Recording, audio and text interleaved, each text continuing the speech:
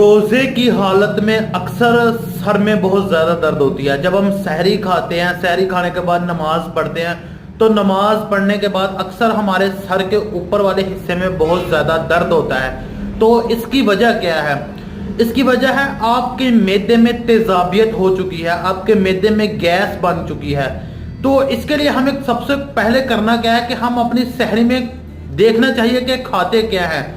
सबसे पहले ऐसे मरीज जिनके सर में दर्द होती है उनको चाहिए कि वह दही लस्सी से अवॉइड करें, परहेज करें, हल्की फुल्की गज़ा खाएं और पानी का इस्तेमाल ज़्यादा करें। सलाद का इस्तेमाल भी कर सकते हैं। इससे ये होगा कि आपके मैदे में जो गैस है वो नहीं बनेगी।